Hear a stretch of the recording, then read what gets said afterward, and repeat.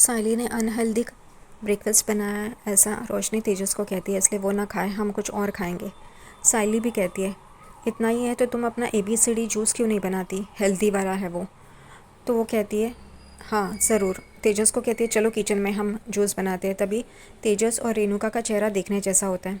सायली सारा नाश्ता डब्बे में भर रही होती है। तभी रेणुका पूछती है ये क्या कर रही है। तो कहती है कि आपने ही कहा ना ये ठेले वाले का खाना है, तो मैं उन्हीं को जाके देती हूँ। और रेणुका, रोशनी, तेजस वहाँ से चले जाते हैं।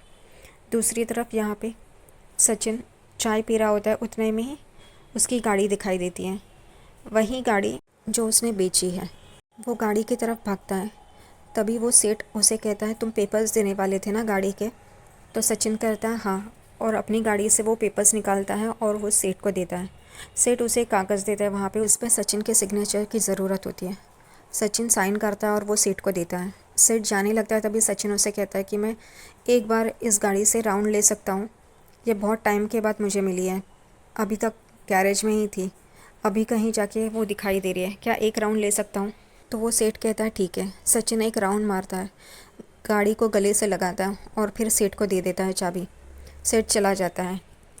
यहाँ पे सचिन रात को जब घर आता है तब पी के आता है। सायली उसे पूछती खाना खाओगे या बाहर से खा के आए हो। सचिन कहता है मुझसे बात करने की ज़रूरत नहीं है। सायली उसे कहती है तुम पी के क्यों आया।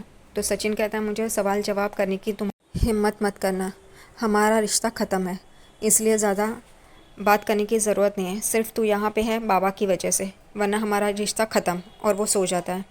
सायली की माँ का फ़ोन आता है, इसलिए सायली बाहर आती है कमरे से और उससे बात करती है। सायली की माँ कहती है सबने तुझे माफ़ किया क्या, भाऊ कुछ बोले क्या। तो सायली कहती है नहीं, काका ने अच्छी तरह से मेरी बात समझी, नाराज़ थे पर मेरी बात समझ ली। और उसकी माँ कहती है जावई बापू। तो वो कहती है सब ठीक है। वो फ़ोन रखती है। तभी रेणुका वहाँ पे आती है और कहती है वाह रेडियो, यहाँ की सारी बातें अपनी माँ को वहाँ पे बताती रहती है। तभी सायली कहती है नहीं, माँ का कॉल आया था हालचाल पूछने के लिए, बस और कुछ नहीं। तो वो कहती है तुम्हारी दाल यहाँ पे गलने वाली नहीं है, सचिन तुम्हें माफ़ नहीं करेगा, वो तुम्हारी दाल यहाँ पे गलने नहीं देगा, तुम वापस चली जाओगी ये घर छोड़ के, देखना। और उसे सुनाती है और वहाँ से चली जाती है। सायली उसे देखती रहती है। अगले दिन सुबह सचिन तैयार हो रहा होता है, उतने में सायली उसे चाय लेके आती है और कहती है अगर तुम्हें नाश्ता करना है तो तैयार है। वो कुछ बोलता नहीं है, वहाँ से चला जाता है। सायली कहती है तुम्हारी चाय ठंडी हो रही है, और वो वहाँ से चला जाता है।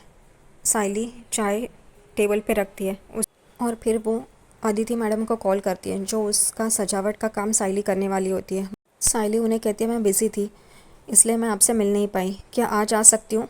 तो वो कहती है कि मेरे एकलौते बेटे की शादी है, शुरुआत में ही तुम ऐसा करने लगी तो बाद में क्या करोगी, तुम्हारा पिछला काम भी इसी वजह से छूट गया था ना।